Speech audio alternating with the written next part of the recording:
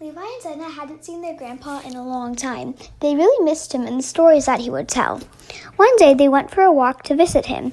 They told him all about the dreams they had about Joseph and how God worked through him to go before Israel into Egypt and create a safe place and provide for them.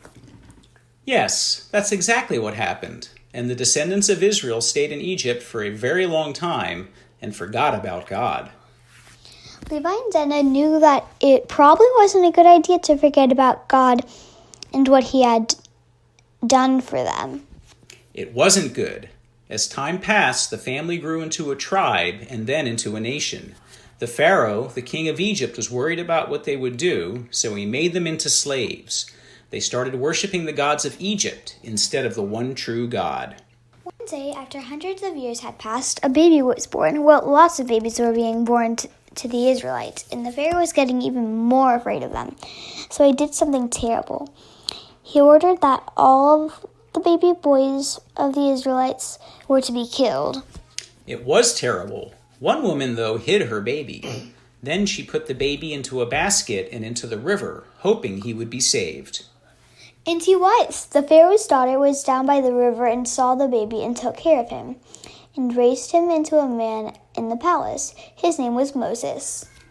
Moses knew that he was really an Israelite, though, and one day he saw one of the guards mistreating an Israelite slave, and he killed the guard. He knew he did the wrong thing, and he ran away.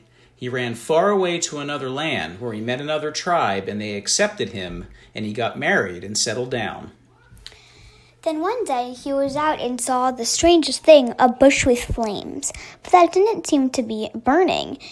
He was intrigued, and then he heard a voice, "Moses!" The voice was God. Moses asked the name of the God, and the voice said, "I am." God told Moses to go back to Egypt and go to the Pharaoh and demand that the Israelites be let go so they could go into the land God promised them. Only Moses didn't think that was such a good idea. He was afraid. But God convinced him to go, and that his brother Aaron would help him. So Moses went back to Egypt. First, he met with the Israelite leaders, who all thought it was a bad idea. They were afraid, but Moses went anyway. Pharaoh was not about to let his slaves go, so God worked through Moses to bring plagues into Egypt. Things got very crazy as the water turned into blood, and then there were frogs everywhere.